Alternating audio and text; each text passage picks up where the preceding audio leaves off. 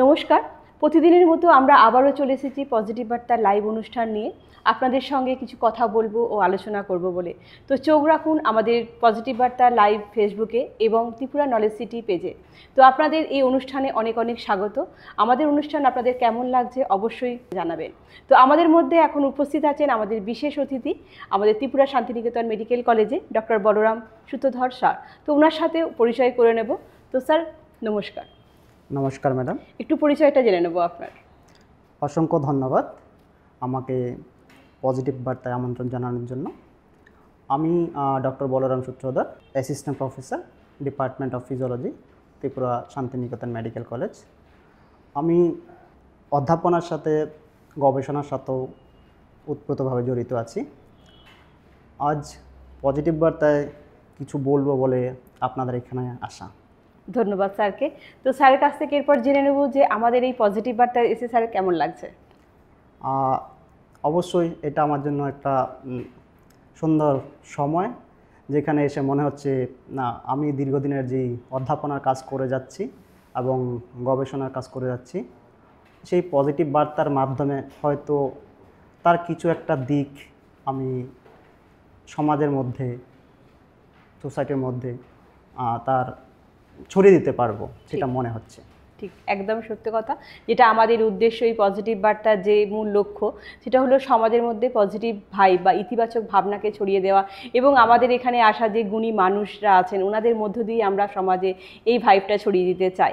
তো ধন্যবাদ জানাবো আবারও স্যারকে যে আমাদের এই পজিটিভ বার্তার প্ল্যাটফর্মে আসার জন্য এবং আমাদের ডাকে সাড়া দেওয়ার জন্য। তো স্যারের কাছে প্রথমেই চলে যাব যে একটি প্রশ্ন নিয়ে, যে অসংক্রামক রোগ কাকে বলে? সেটা নিয়ে চর্চা করার আগে ম্যাডাম আমি তার ব্যাকগ্রাউন্ড কিছু কথা বলে নিতে চাই। হ্যাঁ, অবশ্যই আমি অসংক্রামক রোগ নিয়ে কথা বলবো। তার আগে আমি যেই প্ল্যাটফর্ম থেকে পজিটিভ বার্তায় আসা, সেই প্ল্যাটফর্মটাকে একটু এখানে তুলে ধরছি। হ্যাঁ, আমি ত্রিপুরা শান্তিনিকেতন মেডিকেল কলেজে একজন সহকারী অধ্যাপক। আমি কাজ করছি ডিপার্টমেন্ট অফ ফিজিওলজিতে। আমি ওই মেডিকেল কলেজে যখন জয়েন করি, কিছু উদ্দেশ্য নিয়ে জয়েন করি এবং সেই উদ্দেশ্যগুলিকে পজিটিভ ওয়েতে প্রতিফলন করার চেষ্টা করে যাচ্ছি। আর আমি যখন জয়েন করি তখন থেকে দেখতে পাচ্ছি, হতে পারে ত্রিপুরা শান্তিনিকেতন মেডিকেল কলেজ একদম নতুন কলেজ, বাট সেখানে আমি এসে দেখলাম যে সেখানে উন্নত মানের পরিষেবা চলছে। বিশেষ করে আমি বলতে পারি যে ওপিডি পরিষেবা, যেটা হসপিটাল থেকে দেওয়া হচ্ছে, যেটা গরিব মেহনতি মানুষের জন্য খুবই উপযোগী। স্বল্প মূল্যে, স্বল্প পয়সায় ওপিডি পরিষেবা নিতে পারছে। এবং আমি জানতে পেরেছি ওপিডি পরিষেবা মাত্র 10 টাকার বিনিময়ে নিচ্ছে। এটা একটা দিক। অন্যদিকে আমি কলেজের ব্যাপারে যদি আরও দুটা কথা তুলে ধরতে চাই, সেক্ষেত্রে বলতে হবে আমাদের শ্রদ্ধেয় মলয় স্যারের কথা। ওনার যে পজিটিভ অ্যাটিটিউড, কাজ করার যে ধরন, এগুলি দেখে অনেক অংশে আমি মোটিভেটেড। এবং আমি দেখতে পেয়েছি কলেজে একেবারে প্রাথমিক বর্ষেই বিশাল সংখ্যক স্টুডেন্ট ভর্তি হওয়া। শুধু তাই নয়, এটাও জানতে পেরেছি ভারতবর্ষের প্রায় 21টা রাজ্য থেকে আমাদের ত্রিপুরা শান্তিনিকেতন মেডিকেল কলেজে ছাত্রছাত্রী ভর্তি হয়েছে। এটা আমাদের জন্য, ত্রিপুরার জন্য একটা বিশাল প্রাপ্তি। আর এই প্রাপ্তি সম্ভব হয়েছে সেই শ্রদ্ধেয় মলয় স্যারের পজিটিভ অ্যাটিটিউডের জন্যই। আর সেটারই পরিপ্রেক্ষিতে আমি এটাও জানতে পেরেছি আমাদের কলেজের নাম এসছে এশিয়া বুক অফ রেকর্ডসে, আমাদের কলেজের নাম এসছে ইন্ডিয়া বুক অফ রেকর্ডসে, এবং ভেরি রিসেন্টলি আমি এটাও দেখতে পেয়েছি কলেজের নাম উঠেছে ওয়ার্ল্ড বুক অফ রেকর্ডসে। সো এগুলি সব আমি বলতে পারি প্রাথমিক বর্ষেই বিশাল প্রাপ্তি। আর এই প্রাপ্তি সম্ভব হয়েছে শ্রদ্ধেয় মলয় পিট স্যারের পজিটিভ অ্যাটিটিউড। ঠিক, একদম। ধন্যবাদ স্যারকে। তো আমাদের এই কলেজের যে পরিবেশটা সম্বন্ধে তুলে ধরলেন এবং আমাদের স্যারের যে কার্যকলাপ উনি যে করছেন, পজিটিভ যে ভাইব সমাজে ছড়িয়ে দিচ্ছেন, সেটা সম্বন্ধেও স্যারের কাছ থেকে আমরা জেনে নিতে পারলাম। তো স্যারকে ধন্যবাদ জানাবো আবারও। তো স্যারের কাছ থেকে যেটা আমি প্রশ্নে গেছিলাম আর কি, যে অসংক্রামক রোগ কাকে বলে? এখন যদি আমি আমার মেইন টপিক অফ ডিসকাশনে ঢুকি, তাহলে আমি আমার কথাগুলো একদম আমি সাধারণভাবে বোঝানোর চেষ্টা করব, যাতে করে একজন লেম্যান তার বেনিফিটটা নিতে পারে। সো অসংক্রামক রোগ, যেটাকে আমরা বলি নন কমিউনিকেবল ডিজিজ, এটা এমন একটা রোগ যাতে দেখা যায় এটা একজন ব্যক্তির মধ্যে হয়, এটা দীর্ঘ সময় স্থায়ী থাকে এবং এটা ধীরে ধীরে তার যে নেগেটিভ ইমপ্যাক্ট ধীরে ধীরে শরীরের মধ্যে পড়তে থাকে এবং ধীরে ধীরে তা বিকাশ লাভ করে। আরেকটা প্রধান বৈশিষ্ট্য হচ্ছে এটা এমন একটা রোগ, এটা কখনো একজন ব্যক্তি থেকে আরেকজন ব্যক্তির মধ্যে ছড়িয়ে পড়ে না। তাছাড়া আমি এখানে বলবো এই অসংক্রামক রোগ বা নন কমিউনিকেবল ডিজিজ এর জন্যে অনেকাংশে আমরা নিজেরাই দায়ী। আবার এটাও দেখা যায় তার কারণ খুঁজতে গেলে একদিকে যেমন আমরা নিজেরা দায়ী, অন্যদিকে এই রোগ তৈরি হওয়ার পিছনে আমাদের যেই জিনগত গঠনও বিশেষভাবে দায়ী। তাছাড়া পরিবেশগত কিছু ফ্যাক্টর এবং অন্যান্য শারীরবৃত্তীয় সমস্যার কারণে এই অসংক্রামিত রোগ বা নন কমিউনিকেবল ডিজিজ হতে পারে বলে আমি মনে করি। ধন্যবাদ স্যারকে। আমরা জানতে পারলাম কিভাবে এই অসংক্রামক রোগগুলো আমাদের শরীরে বাসা বাঁধে বা কিভাবে কাকে বলে। তো এরপরে জেনে নেব স্যারের কাছ থেকে যে অসংক্রামক রোগের প্রধান বৈশিষ্ট্যগুলো কি কি? হ্যাঁ, আমি প্রথম লাইনে বলেছিলাম যে না, অসংক্রামক রোগ এমন একটা রোগ যেখানে এটা একজন ব্যক্তি থেকে আরেকজন ব্যক্তিতে ছড়িয়ে পড়ার কোনো সম্ভাবনা নেই, বাট এটা ধীরে ধীরে বিকাশ লাভ করে। এখন আমি যদি দেখি এগুলি কী ধরনের রোগ যাকে আমি অসংক্রামক রোগের পর্যায়ে ফেলছি। হ্যাঁ, আমরা আজকাল খুব শুনতে পাই যে হৃদরোগ হয়েছে, ক্যান্সার হয়েছে, ডায়াবেটিস হয়েছে। তো আসলে হৃদরোগ বলুন, ক্যান্সার বলুন, ডায়াবেটিস বলুন, এই সব রোগগুলো সবগুলি আসছে অসংক্রামক রোগের পর্যায়ে, যেটাকে আমরা বলি নন কমিউনিকেবল ডিজিজ। এই রোগে দেখা যায় তার যে জটিল প্রভাবগুলো প্রথম দিকে যদিও তা প্রকাশ পায় না, যত সময় গড়িয়ে যায় তার জটিল প্রভাবগুলো ব্যক্তির মধ্যে প্রকাশ পেতে থাকে। আর যখন এই জটিল প্রভাবগুলো প্রকাশ পায় তখন অনেকটা সময় চলে যায়, তখন আর আমাদের হাতে কিছু থাকে না তার প্রপার ট্রিটমেন্ট করার জন্য। তাছাড়া আমি যদি আরও দু একটা কথা বলতে চাই তার বৈশিষ্ট্যগত দিক থেকে, এইগুলি এমন একটা রোগ যাকে প্রতিহত করতে পারি যদি আমাদের নিজস্ব পরিবর্তনের মাধ্যমে। তার মানে আমি যে জিনিসটা বলতে চাই সেটা হচ্ছে আমাদের জীবনধারার মধ্যে কিছু যদি পরিবর্তন আনি, খাদ্যাভ্যাসের মধ্যে যদি পরিবর্তন আনি, শারীরিক কার্যক্ষমতার সাথে যদি কিছু পরিবর্তন আনি, তাহলে আমার মনে হয় এই নন কমিউনিকেবল ডিজিজ যেটা আজকাল একটা মহামারীর রূপ ধারণ করতে যাচ্ছে সেটা হয়তো প্রতিহত করা যেতে পারে। এটা সম্পূর্ণ ডিপেন্ড করছে আমরা কত তাড়াতাড়ি ওই ডিজিজটার ব্যাপারে ওয়াকিবহাল হতে পারছি এবং তার পরিপ্রেক্ষিতে আমরা কতটুক আমাদের নিজেদের মধ্যে পরিবর্তন আনতে পারছি। তো এই বলতে পারি এই নন কমিউনিকেবল বা অসংক্রামক রোগ এর বিষয়ে। ধন্যবাদ স্যারকে। আবারও জেনে নিতে পারলাম যে এই অসংক্রামক রোগের প্রধান বৈশিষ্ট্যগুলো কি কি, সেগুলো আমরা বুঝতে পারলাম। এবার জেনে নেব যে এই রোগের ধরনগুলো কি। দেখুন, আজকাল সংক্রামক রোগের সাথে অসংক্রামক রোগ এর ধরন পরিবর্তন হচ্ছে মুহূর্তে মুহূর্তে। বাট আমরা যদি গবেষণা দেখি, সবথেকে প্রিভ্যালেন্ট যেই অসংক্রামক রোগগুলি বা নন কমিউনিকেবল ডিজিজগুলি, যেগুলিকে আমরা বলি প্রিভ্যালেন্ট ডিজিজ, এর মধ্যে প্রথমেই আসছে হৃদরোগ, যেটাকে আমরা কার্ডিওভাস্কুলার ডিজিজ হিসেবে জানি, আসছে ডায়াবেটিস, আসছে ক্যান্সার, আসছে আমাদের কিছু পালমোনারি ডিজিজেস। এর মধ্যে আমি বলি যে cardiovascular disease, actually cardiovascular disease এটা একটা, বা হৃদরোগ, এটা একটা শব্দ মাত্র। এই শব্দের পেছনে অনেকগুলো কমপ্লিকেটেড শারীরিক অবস্থা জড়িত, যেমন কি উচ্চ রক্তচাপ, হার্ট অ্যাটাক, স্ট্রোক। এই উচ্চ রক্তচাপ, heart attack, stroke, they all are parts. কার পার্টস? না, হৃদরোগের একটা অংশ।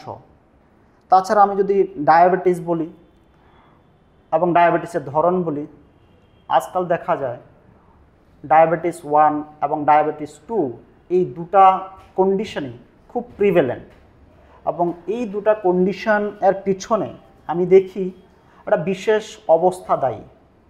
আসলে বিশেষ অবস্থাটা কি? না, আমাদের ব্লাডে শর্করার পরিমাণ বেড়ে যাওয়া, সেটা হচ্ছে মেইন কারণ যার জন্য ডায়াবেটিস হতে পারে। আর দেখা যায় যখনই ডায়াবেটিসটা ডেভেলপ করে, তো ওই পার্টিকুলার ব্যক্তির মধ্যে কী ধরনের পরিবর্তন দেখা যায়, হ্যাঁ, বা কার মধ্যে ডায়াবেটিস হওয়ার প্রবণতাটা বেড়ে যাচ্ছে। হ্যাঁ, তাদের মধ্যে প্রবণতাটা বেড়ে যাচ্ছে যাদের নিজেদের মধ্যে কোনো শারীরিক নিয়ন্ত্রণ নেই, যাদের শরীরের ওজন অনেক বেশি, তাছাড়া যাদের মধ্যে জেনেটিক প্রিডিসপোজিশন থাকে, তাদের ক্ষেত্রে ডায়াবেটিস হওয়ার প্রবণতাটা অনেক বেড়ে যায়। দুটাই বেড়ে যায়, diabetes type 1 and type 2 diabetes. তাছাড়া দেখা যায় ক্যান্সার, আজকাল আমরা মুখে মুখে শুনি যে ক্যান্সার হয়েছে, ক্যান্সার হয়েছে, ক্যান্সার হয়েছে। তো আসলে ক্যান্সারটা কি? হ্যাঁ, অনেকে আমরা জানি তার যেই বেসিক ধারণাটা কি না, ক্যান্সার হচ্ছে এমন একটা অবস্থা যেখানে দেখা যায় কোনো একটা অস্বাভাবিক কোষের অনিয়ন্ত্রিত বৃদ্ধি, যেটাকে আমরা কোনোভাবেই কন্ট্রোল করতে পারি না। আর এই ক্যান্সার এর ধরন যদি আপনি লক্ষ্য করেন, আজকাল বিভিন্ন প্রকৃতির ক্যান্সারের ধরন আমরা দেখতে পাই। লাইক ফুসফুসের ক্যান্সার হয়, স্তনের ক্যান্সার হয়, জরায়ুর ক্যান্সার হয় না। এখানে বেসড অন ডিফারেন্ট ক্যারেক্টারিস্টিক্স আমরা দেখি ক্যান্সার বিভিন্ন প্রকৃতির হতে পারে। তো আপনি যদি আমাকে জিজ্ঞেস করেন আসলে ক্যান্সারের কারণটা কী স্যার, বা সিমটমগুলো আমরা কিভাবে বুঝবো যে এগুলো ক্যান্সারটা হয়েছে কারো কিছু? Symptoms as such initial point of টাইমে যেই লক্ষণগুলো হয়তো আমরা বুঝতে পারি না ক্যান্সারের ক্ষেত্রে, কিন্তু যখন অ্যাডভান্স কন্ডিশন ডেভেলপ করে, ওই অ্যাডভান্স কন্ডিশনের সিমটমস থেকে আমরা এতটুক বলতে পারি, কিছু কিছু ইনিশিয়েটিভ যদি আমরা প্রাথমিক অবস্থায় নিতে পারতাম, হয়তো তার প্রবণতাটা, তার ফ্রিকোয়েন্সিটা কমিয়ে আনা যেত। যেমন কি দেখা যায় যাদের মধ্যে ক্যান্সার দেখা যাচ্ছে বা ক্যান্সারের প্রবণতা গড়ে উঠছে, দেখা যায় হয়তো তারা বিশেষ পরিমাণে তামাক নিচ্ছে, অ্যালকোহল কনজিউম করছে।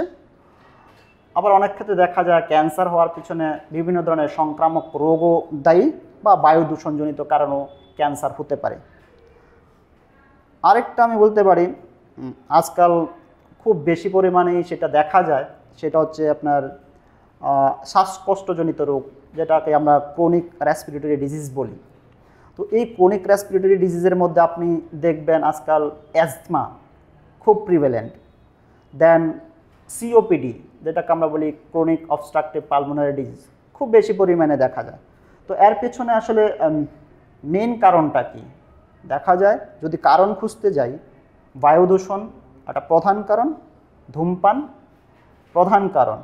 তাছাড়া যেটা আমি প্রথমে বলেছিলাম, আজকাল জেনেটিক প্রিডিসপোজিশন বা জেনেটিক ফ্যাক্টরস একটা বিশাল কারণ হয় এই ধরনের নন কমিউনিকেবল বা অসংক্রামক রোগগুলি তৈরি হওয়ার পেছনে। ধন্যবাদ। স্যারের কাছে জানতে পারছি অনেক মানে মূল তথ্যগুলো আমরা জেনে নিতে পারছি কিভাবে মানে আমাদের এই ডায়াবেটিস বলুন, ক্যান্সার বলুন, শ্বাসজনিত কারণে ঘটে থাকে বা বায়ু দূষণের কারণে ঘটে থাকে। তো জেনে নেব যে এগুলো প্রতিকারের উপায় কী? দেখুন, আমাদের যে অসংক্রামক রোগ বা নন কমিউনিকেবল ডিজিজ, এর পেছনে কিছু ফ্যাক্টর আছে যেগুলিকে আমরা বলি মডিফায়েবল ফ্যাক্টর, কিছু ফ্যাক্টর আছে যেগুলিকে আমরা বলি নন মডিফায়েবল ফ্যাক্টর। সো মডিফায়েবল ফ্যাক্টরগুলো আমাদের উপর নির্ভর করছে, আমরা নিজেরা পরিবর্তন করতে পারি, যেই পরিবর্তনের মাধ্যমে হয়তো এই ডিজিজ হওয়ার প্রবণতাটাকে কমিয়ে আনতে পারি। আবার দেখা যায় কিছু কিছু নন মডিফায়েবল ফ্যাক্টরস, যেমন কি জিনগত পরিবর্তন আমরা কিছু করতে পারবো না, এজ আমরা কিছু করতে পারবো না। সো কিছু কিছু নন মডিফায়েবল ফ্যাক্টর আছে যেটা দায়ী এই অসংক্রামক রোগগুলি হওয়ার পেছনে। বাট আমি যদি একটু ডিটেলস বলতে যাই, তখন আমি বলতে পারি হ্যাঁ, আমাদের হাতে এমন কিছু ব্যবস্থা আছে যেগুলি যদি সঠিকভাবে আমরা মেনে চলতে পারি, তাহলে অসংক্রামক রোগের যে ফ্রিকোয়েন্সি সেটা হয়তো কমিয়ে আনা যেতে পারে। তো সেগুলি কি? অবশ্যই খাদ্যাভ্যাসের পরিবর্তন, সেটা যদি আমরা করতে পারি। সবসময় বলা হয় এই বা গবেষণায় দেখা যায় যারা বেশি পরিমাণে ফল, শাকসবজি বা কম চর্বিযুক্ত খাবার গ্রহণ করছে তাদের ক্ষেত্রে এই অসংক্রামক রোগগুলি হওয়ার প্রবণতা অনেকাংশে কম থাকে। আবার দেখা যায় যারা নিয়মিত শরীরচর্চা করে তাদের ক্ষেত্রে অনেকাংশে কম দেখা যাচ্ছে। ইভেন আপনি দেখবেন আজকাল আমরা ওয়ার্ক প্লেস বলেন, ঘরে বলেন, বিভিন্ন জায়গাতে বিভিন্নভাবে স্ট্রেস বহন করে চলছি। দেখা যায় বা গবেষণা বলছে স্ট্রেস মোস্ট ইম্পর্ট্যান্ট ফ্যাক্টর কিসের জন্য না, to develop this type of disease. So আমরা যদি এই মানসিক স্ট্রেসটাকে কমিয়ে আনতে পারি তাহলে হয়তো ডিজিজ হওয়ার ফ্রিকোয়েন্সিটাকে কমিয়ে আনা যেতে পারে। অন্যদিকে আমরা এটাও বলতে পারি আজকাল দেখা যায় young generation, even those who are adult তাদের ক্ষেত্রেও, those who are old age তাদের ক্ষেত্রেও তাদের বিশেষ পরিমাণে তামাকজাত দ্রব্য সেবন করছে, অ্যালকোহল কনজিউম করছে। তো এই যে প্রবণতাটা, এগুলি নেওয়ার যে প্রবণতাটা, এটাকে যদি একটু কমিয়ে আনা যায় তাহলে হয়তো তার একটা পজিটিভ ইম্প্যাক্ট ডিজিজকে প্রতিহত করার উপর পড়তে পারে আমার মনে হয়। ধন্যবাদ স্যারকে। এরপরে স্যারের কাছ থেকে জেনে নেব যে WHO আমাদের কি ধরনের তথ্য দিয়ে থাকে এই রোগ সংক্রামিত মানে বিষয়ে, এই অসংক্রামক যে রোগটা সম্বন্ধে। হ্যাঁ, ভালো কোশ্চেন করেছেন। বিশ্বব্যাপী এই অসংক্রামক রোগ নিয়ে অনেক গবেষণা চলছে, আর প্রতি মুহূর্ত গবেষণালব্ধ অনেক ফলও বেরিয়ে আসছে। আর এই গবেষণার ফলের উপর ভিত্তি করেই WHO প্রত্যেক বছর রিপোর্ট পাবলিশ করে, এবং WHO যে রিপোর্ট পাবলিশ করে বিশ্বের সবগুলো দেশই অলমোস্ট সেই রিপোর্টকে ফলো করে। সো ভারতবর্ষ তার ব্যতিক্রম নয়।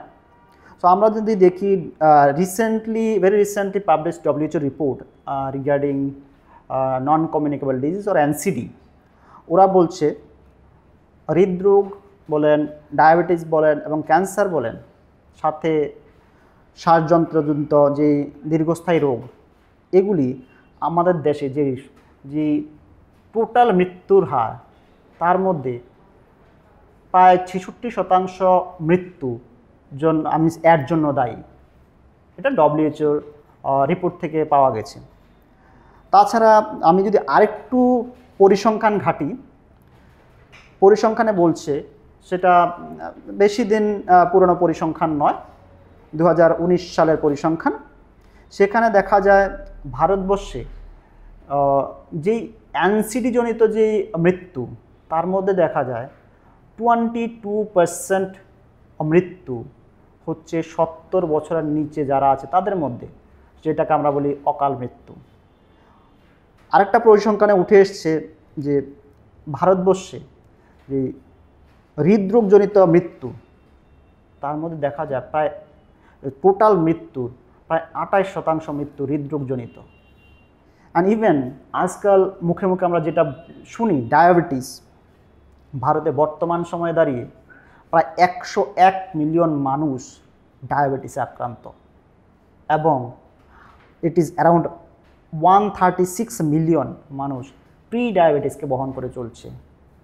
আপনি যদি দেখেন ক্যান্সার, সেটা পাবলিশ হয়েছে 2022 সালে। 2022 সালে ভারতে ক্যান্সার আক্রান্ত রোগীর সংখ্যা অ্যারাউন্ড 1.46 মিলিয়ন। তার মানে পরিসংখ্যানই বলে দিচ্ছে এই রোগের ভয়াবহতা। এবং এই রোগ শুধু পরিসংখ্যানই সীমাবদ্ধ না, তার যে ভয়াবহতা, যাদের মধ্যে এই রোগ তৈরি হচ্ছে একমাত্র তারা বুঝতে পারছে যে কতটুক সাফার করতে হচ্ছে। শুধু তাই না, পরিসংখ্যান থেকে বোঝা যাচ্ছে এই রোগের পেছনে ভারতবর্ষ কত পয়সা খরচা করতে হচ্ছে for the purpose of treatment. আপনি দেখেন, আমি যদি বললাম ভারতবর্ষের এই অবস্থা, this is not a old report, very recent report. তাহলে ত্রিপুরার অবস্থা কোথায়? আমরা ত্রিপুরা কোথায় দাঁড়িয়ে আছি? হ্যাঁ, ত্রিপুরার ক্ষেত্রেও অসংক্রামক রোগের অবস্থা খুব বেশি ভালো বলে আমার মনে হয় না, এবং সেটা রিপোর্টই বলছে। রিপোর্টে দেখা গেছে ত্রিপুরার ক্ষেত্রে যেটা উচ্চ রক্তচাপ, তার যে প্রবণতা দেখা যায়, মানে উত্তর পূর্বাঞ্চলে অ্যারাউন্ড 26% মানুষের ক্ষেত্রে এটা দেখা যায়। তাহলে আমরা কি বলতে পারি আমরা উত্তর পূর্বাঞ্চলেরই পার্ট? তাহলে ত্রিপুরার ক্ষেত্রে আমরা কোথায় দাঁড়িয়ে আছি? জাতীয় হিসাব যদি দেখি, জাতীয় হিসাবের সাথে বা স্ট্যাটিস্টিক্সের সাথে ত্রিপুরা স্ট্যাটিস্টিক্স কি ভেরি করছে? তাহলে দেখা যায় ত্রিপুরাও কিন্তু কোনো দিক থেকেই পিছিয়ে নেই। জাতীয় যে স্ট্যাটিস্টিক্স বা ডিজিজ ফ্রিকোয়েন্সি, এই নন কমিউনিকেবল ডিজিজের যে ফ্রিকোয়েন্সি, ত্রিপুরার ক্ষেত্রেও সেটা বিশালভাবেই প্রকট দেখা গেছে। তো আমি এতটুকু বলতে পারি। এখানে আমার আরেকটা কথা উল্লেখ করা উচিত, কেন এই ডিজিজটা হওয়ার পিছনে কোন ফ্যাক্টরটাকে আমরা মিস করে যাচ্ছি, যার জন্য ডিজিজটা খুব প্রিভ্যালেন্ট হয়ে উঠছে। হ্যাঁ, একটা জিনিস আমি কিছু গবেষণার ফল থেকে পেয়েছি যে উত্তর পূর্বাঞ্চলের মানুষের যদি অবস্থা দেখেন, চিকিৎসা গ্রহণে বিলম্ব করা, তো দেখা যায় যাদের মধ্যে এই ডিজিজটা বা নন কমিউনিকেবল ডিজিজটা ডেভেলপ করছে, তাদের ক্ষেত্রে উত্তর পূর্বাঞ্চলের 40% মানুষ শুধুমাত্র গুরুতর পর্যায়ে, মানে যখন ডিজিজটা গুরুতর পর্যায়ে পৌঁছে যায় তখন ওরা চিকিৎসা পরিষেবা নেওয়ার জন্য যায়, যেটা জাতীয় হিসাব থেকে অনেক বেশি। জাতীয় হিসাব যদি দেখা যায়, জাতীয় গড় অ্যারাউন্ড 17%। তো সেই দিক থেকে আমি বলতে পারি যে একদিকে ভারতে যেমন এই ডিজিজের প্রবণতাটা বাড়ছে, অ্যাট দ্য সেম টাইম আমরা নর্থ ইস্ট, আমরা ত্রিপুরা কোনোভাবে পিছিয়ে নেই। একদমই ঠিক।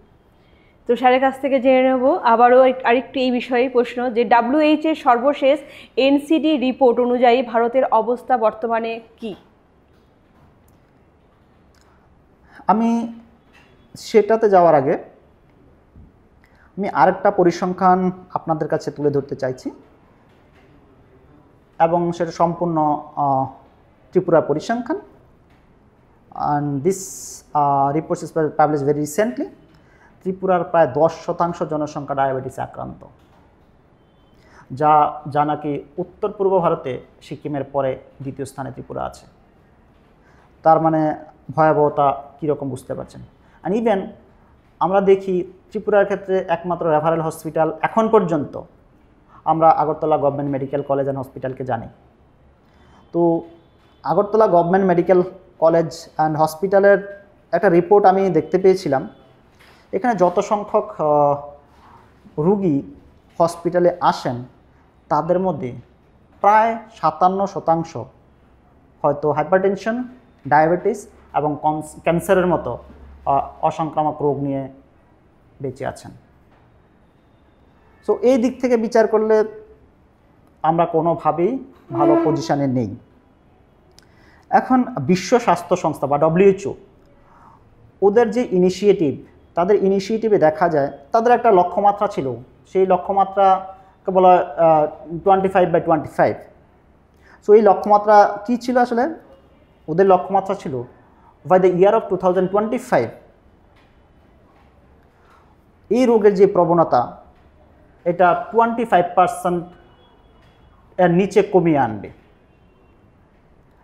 এটা WHO এই যে রিপোর্টটা করেছে based on the report collected across the world. এখন WHOর লক্ষ্যমাত্রা ছিল 25%-এর নিচে কমিয়ে আনবে বাই দ্য ইয়ার অফ 2025। এখন কথা হচ্ছে আমাদের ভারতবর্ষ অ্যাট প্রেজেন্ট কোন পজিশনে দাঁড়িয়ে আছে? দেখা গেছে by the year of 2025 Bharatvarsha মনে হচ্ছে মাত্র কমিয়ে আনতে পারবে অ্যারাউন্ড 13.9%। WHO লক্ষ্যমাত্রা ছিল 25%, কিন্তু ভারতবর্ষে যে গবেষণা লব্ধ ফল তাতে দেখা যায় না, আমরা 25% কমিয়ে আনতে হয়তো পারবো না। ইট ইজ অ্যারাউন্ড যেটাকে আমরা বলি এই রোগের জন্য যে অকাল মৃত্যু, এই অকাল মৃত্যুর হার 25% কমিয়ে আনার লক্ষ্যমাত্রা থাকলেও আমরা কিন্তু সেটাতে পৌঁছতে পারছি না। আমাদের স্ট্যাটিস্টিক্স বলছে, আমাদের গবেষণা বলছে আমরা হয়তো 13.9 to 14%ই কমিয়ে আনতে পারবো, যেটা জাতীয় গড় থেকে বা মানে ইন্টারন্যাশনাল যে অ্যাভারেজ তার থেকে অনেকটাই পিছিয়ে। স্যারের আলোচনার মাধ্যমেই আমরা যে পেলাম যে এনসিডির কারণে যে অকাল মৃত্যুটা হচ্ছে, তো এটার বিষয়ের উপর আমাদের সরকারের কি পদক্ষেপ নিয়েছে বা উদ্যোগ নিয়েছে যদি একটু জানতে পারতাম। খুব গুরুত্বপূর্ণ কোশ্চেন করেছেন। আমাদের সরকার বলতে আমি প্রথমেই ভারত সরকারের উদ্যোগ নিয়ে দুটো কথা বলতে চাই।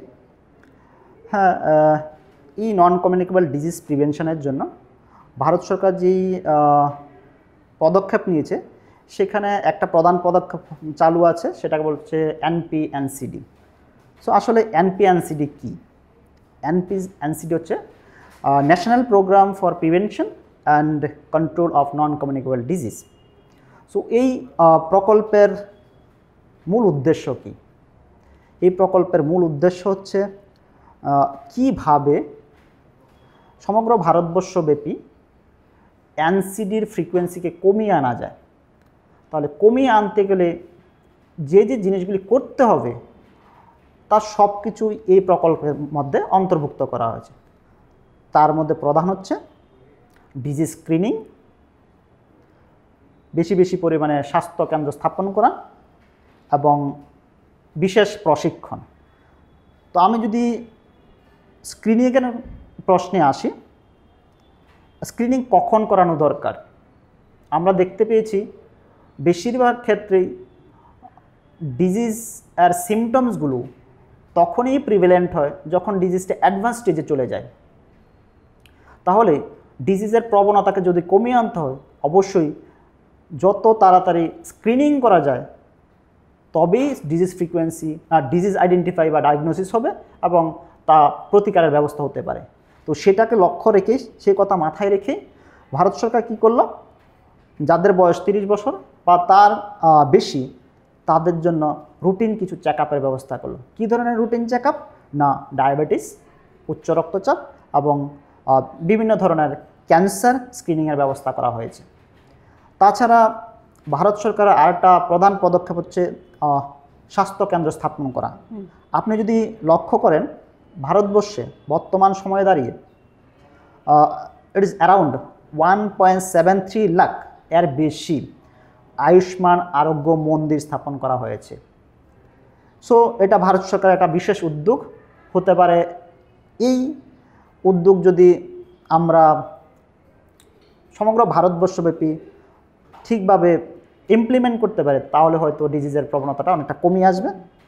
তাছাড়া আরেকটা প্রধান দিক এই ভারতবর্ষের এই প্রকল্পের মধ্যে উল্লেখ করা আছে, সেটা হচ্ছে প্রপার প্রশিক্ষণ। তো কী প্রপার প্রশিক্ষণ? দেখা গেছে 14 লাখেরও বেশি প্রাথমিক স্বাস্থ্যসেবা প্রদানকারী NCD স্ক্রিনিং ও সচেতনতা বৃদ্ধির জন্য প্রশিক্ষণের ব্যবস্থা এখানে রাখা হয়েছে। সো এই যে বিভিন্ন দিকগুলো এই প্রকল্পের বা এই উদ্যোগের মধ্যে রাখা হয়েছে। এখন আমরা আশা রাখছি যদি প্রত্যেকটা উদ্যোগ, প্রত্যেকটা দিক প্রপারভাবে প্রতিফলিত হয়, হয়তো ডিজিজের প্রবণতাটা অনেকটাই কমে আসবে। ধন্যবাদ স্যারকে আবারও। এরপরে স্যারের কাছ থেকে জেনে নেব যে ত্রিপুরার যে স্টার এনসিডিটা আছে, তার প্রকল্প যে আছে, সেই উদ্দেশ্যটা কি? হ্যাঁ, খুব ভালো কোশ্চেন করেছেন। ভারত সরকারের উদ্যোগের সাথে সাথে আমাদের বর্তমান ত্রিপুরা সরকার এই অসংক্রামক রোগ প্রতিহত করার জন্য অনেকগুলি পদক্ষেপ নিয়েছেন। এর মধ্যে আমি যদি প্রধান পদক্ষেপ বলি তাহলে সেটা হচ্ছে একটা প্রকল্প, সেটাকে আমরা বলি স্টার এনসিডি প্রকল্প। সো আসলে স্টার এনসিডি প্রকল্প যে ফরমেশন সেটা কিভাবে হচ্ছে, কাদের নিয়ে হয়েছে, সেখানে দেখা যায় 2024 সালে ত্রিপুরা সরকার এবং এইমস দিল্লি মিলে তাদের সাথে সেন্টার ফর ডিজিজ কন্ট্রোল এর সহযোগিতায় আমাদের ত্রিপুরাতে এই প্রকল্প চালু হয়, যেটাকে স্টার এনসিডি প্রকল্প বলি। সো স্টার এনসিডি প্রকল্পকে আমরা অন্যভাবে যদি বলতে যাই, সেটাকে বলা হয় strengthening ambulatory care for non communicable disease. এই প্রকল্প চালু আছে। এই প্রকল্পের কিছু বৈশিষ্ট্য আমি যদি আপনার সাথে তুলে ধরি, প্রথমে বলতে হয় সমন্বিত চিকিৎসা কেন্দ্র, সম্প্রদায় ভিত্তিক সচেতনতা বৃদ্ধি, তার সাথে আছে যত বেশি পরিমাণে পারা যায় রোগী সহায়তা সেবা কেন্দ্র স্থাপন করা, এবং আজকের দিনে দাঁড়িয়ে আমরা খুব শুনি যেটার পজিটিভ ইম্প্যাক্টও অনেক বেশি, যেটা আমাদের স্টার এনসিডি প্রকল্পে স্থান পেয়েছে, সেটা হচ্ছে টেলিমেডিসিন অ্যান্ড ডিজিটাল স্বাস্থ্য পরিষেবা। সো এগুলি সবগুলোই আমরা দেখতে পেয়েছি স্টার এনসিডি প্রকল্পে রাখা হয়েছে, এবং সেটা শুধুমাত্র যে ত্রিপুরা সরকারের একটা পদক্ষেপ সেটা বললে ভুল হবে। অবশ্যই ত্রিপুরা সরকার এই পদক্ষেপ নিতে গিয়ে অবশ্যই সাহায্য নিয়েছে এইমস দিল্লি থেকে, এবং যারা অসংক্রামক রোগ নিয়ে সবথেকে বেশি কাজ করে national centre for disease control, তাদের সহায়তায় আমাদের ত্রিপুরাতে স্টার এনসিডি প্রকল্প গড়ে উঠেছে। আমরা আশা রাখছি এই স্টার এনসিডি প্রকল্প যদি প্রপার বাস্তবায়ন হয়, হয়তো এনসিডি বা অসংক্রামক রোগের যে প্রবণতা ত্রিপুরাতে দেখতে পাচ্ছি, সেটা আগামী দিনে হয়তো কিছুটা কমে আসবে। ধন্যবাদ স্যারকে। স্যারের কাছ থেকে এরপরে আবারও জেনে নেব যে অসংক্রামক রোগ মোকাবিলার প্রধান চ্যালেঞ্জগুলি কী কী? হ্যাঁ, আমি আমার কথার মাধ্যমে হয়তো কথাগুলো অনেকবার বলার চেষ্টা করেছি যে অসংক্রামক রোগ মোকাবেলাটা সম্পূর্ণ ডিপেন্ড করছে, নট সম্পূর্ণ, কিছু অংশ ডিপেন্ড করছে আমাদের উপরে, কারণ অসংক্রামক রোগের পিছনে কিছু মডিফাইবল ফ্যাক্টরস আমরা দেখতে পেয়েছিলাম। সো সেটার উপর ভিত্তি করে আমি বলবো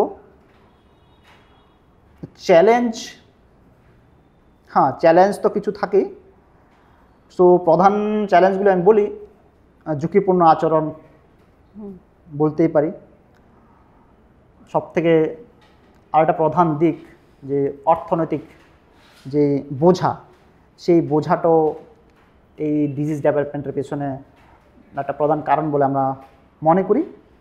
আর যে প্রতিরোধমূলক যে ব্যবস্থাগুলো, এই প্রতিরোধমূলক ব্যবস্থাগুলো যত সময় গড়ে না উঠবে, তত সময়ে এই রোগ থেকে প্রতিকার পাওয়ার মতো রাস্তা হয়তো আমরা খুঁজে পাবো না।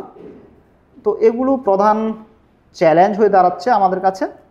বাট চ্যালেঞ্জ যেহেতু আছে, যদি আমরা পজিটিভ মাইন্ডসেট নিয়ে এগিয়ে যাই, তাহলে হয়তো আগামী দিনে এই ডিজিজ হওয়ার প্রবণতা কিছুটা কমিয়ে আনতে পারবো। ধন্যবাদ স্যারকে আবারও। তো এরপরে স্যারের কাছে আবারও আরেকটি প্রশ্ন, আমাদের সময় অনেক শেষের দিকেই আমরা চলে এসেছি, তো স্যারের কাছে শেষ একটা প্রশ্ন আবারও করতে চাই। তো এই সংক্রামক রোগের প্রতিরোধের জন্য আপনি কি সাজেশন দেবেন? দেখুন, সাজেশান অ্যাজ সাচ আমি বলবো, ভারতবর্ষের বিভিন্ন প্রান্তেই এনসিডি নিয়ে খুব বেশি পরিমাণে গবেষণা হচ্ছে। সো আমাদের ত্রিপুরাও তার ভারতবর্ষের বাইরে নেই।